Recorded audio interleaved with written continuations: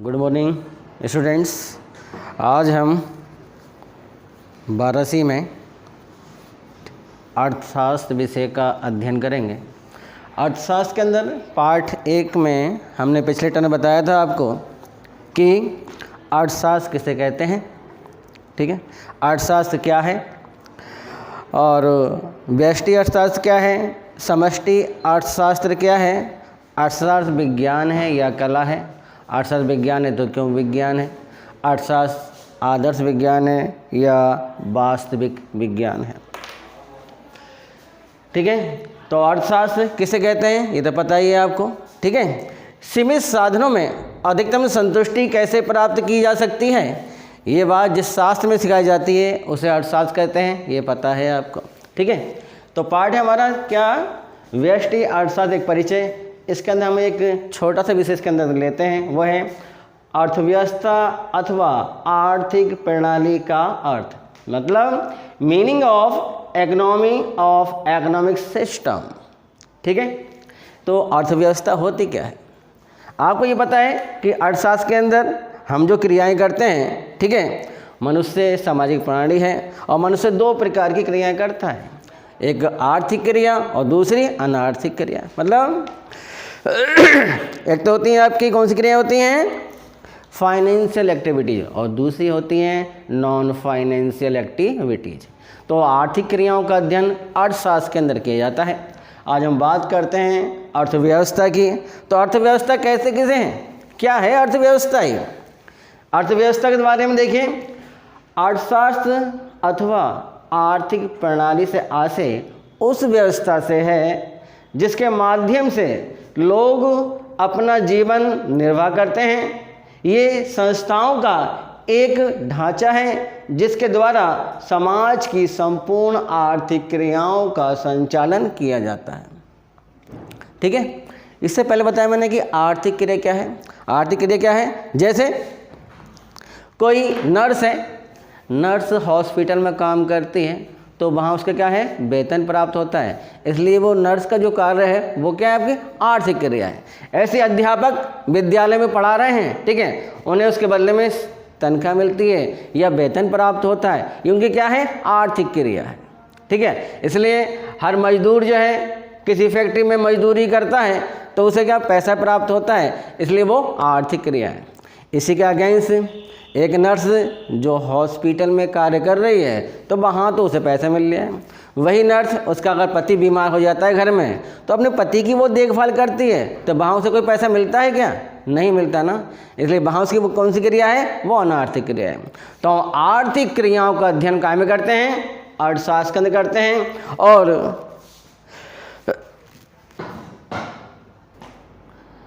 तो अर्थशास्त्र अथवा आर्थिक प्रणाली से आज से उस व्यवस्था से है जिसके माध्यम से लोग अपना जीवन निर्वाह करते हैं। ये संस्थाओं का एक क्या है, ढांचा है जिसके द्वारा समाज की संपूर्ण आर्थिक क्रियाओं का संचालन किया जाता है।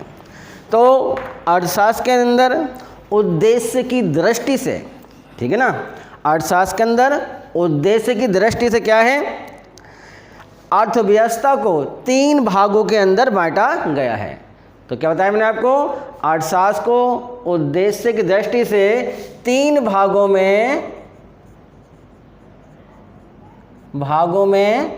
बांटा गया है।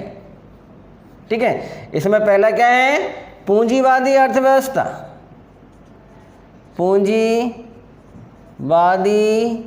अर्थव्यवस्था, ठीक है।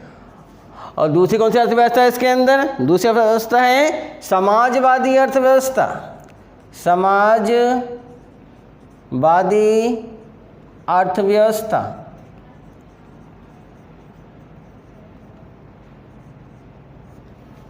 और तीसरी है इसके अंदर क्या है, मिश्रित अर्थव्यवस्था। मिश्रित अर्थव्यवस्था,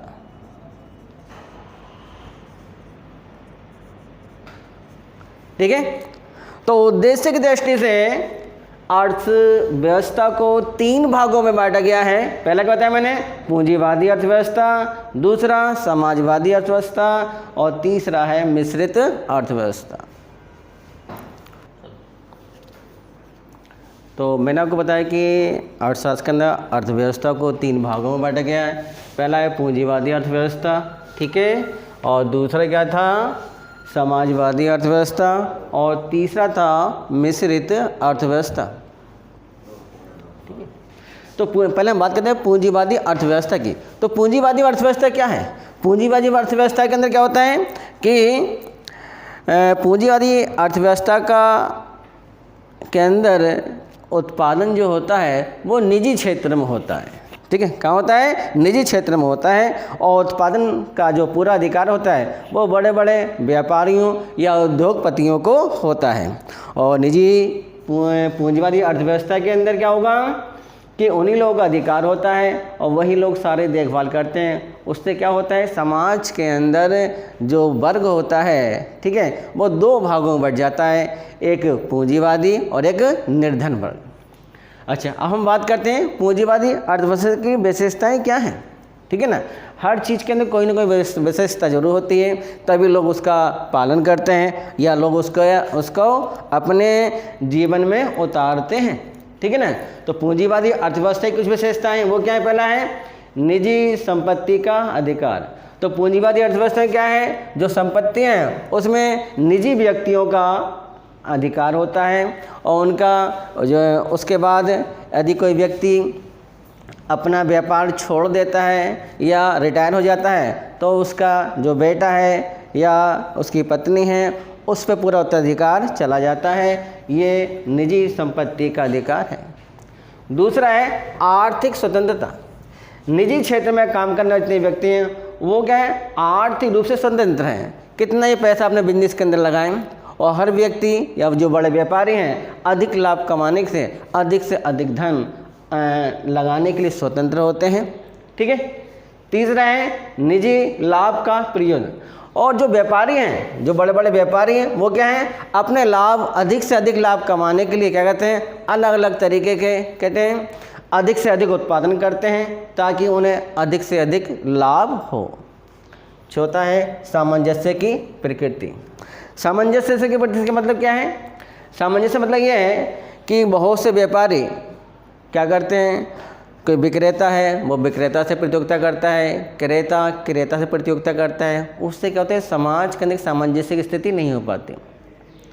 इस चीज़ के लिए क्या करते हैं, जितने भी व्यापारी होते हैं, ठीक है, वो क्या करते हैं, इकट्ठा एक संगठन अपना बना लेते हैं, ठीक है, ताकि बाज़ार के अंदर जिस मतलब कोई व्यक्ति अगर साबुन की फैक्ट्री लगा रखी है उसने, तो क्या करेंगे, और जितने भी साबुन बनाने वाले लोग हैं सब बैठ के एक मीटिंग बना लेते हैं, एक संस्था बना लेते हैं, उसी के अनुसार क्या है अपने रेट को वो रखते हैं। उससे क्या होता है कि रेट या वस्तु की जो मूल्य है उसके अंदर एक रूपता बनी रहती है।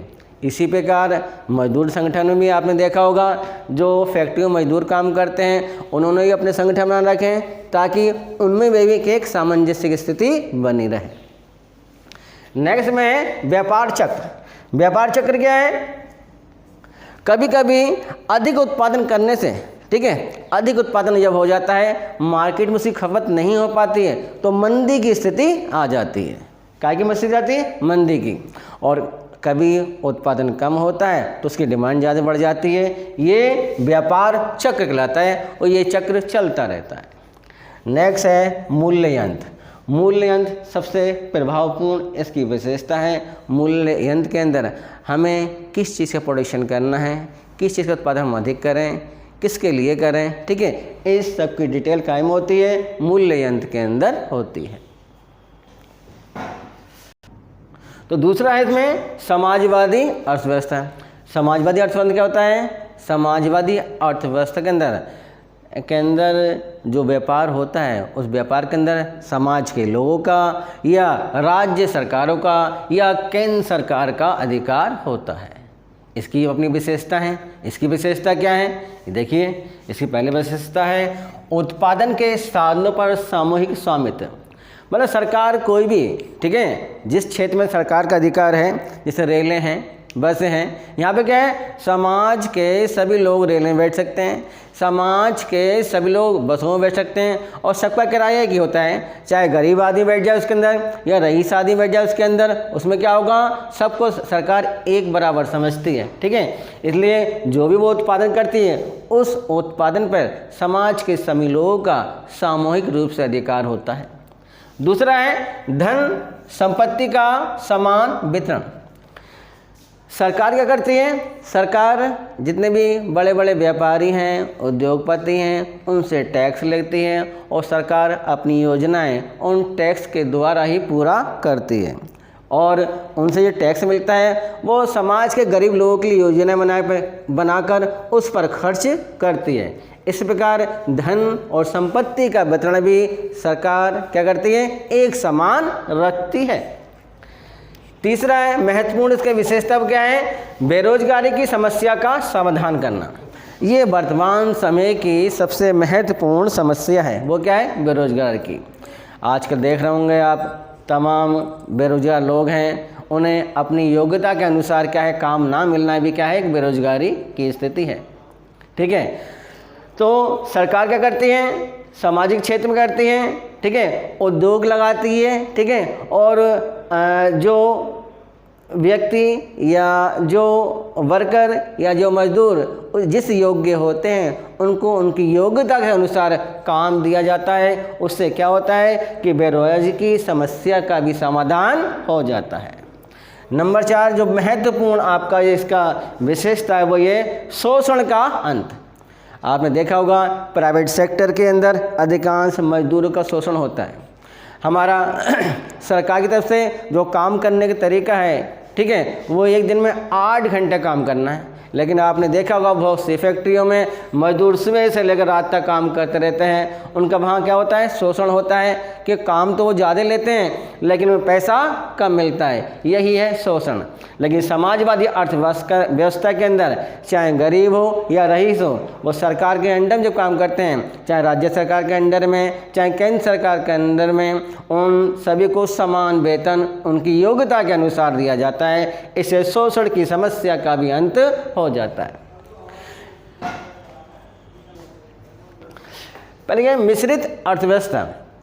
मिश्रित अर्थव्यवस्था के अंदर क्या है, मिश्रित अर्थव्यवस्था का वर्तमान समय में समाज के अंदर और विश्व के अंदर अधिकांश सरकारें इस मिश्रित अर्थव्यवस्था को ही अपना रही हैं। मिश्रित अर्थव्यवस्था अपने आप में कोई नई अर्थव्यवस्था नहीं है। मिश्रित अर्थव्यवस्था क्या है, मिश्रित अर्थव्यवस्था में पूंजीवादी अर्थव्यवस्था की अच्छाइयाँ और समाजवादी अर्थव्यवस्था की जो अच्छाइयाँ हैं उन दोनों को मिलाकर एक नई व्यवस्था का जन्म दिया गया, उसे कहा जाता है मिश्रित अर्थव्यवस्था।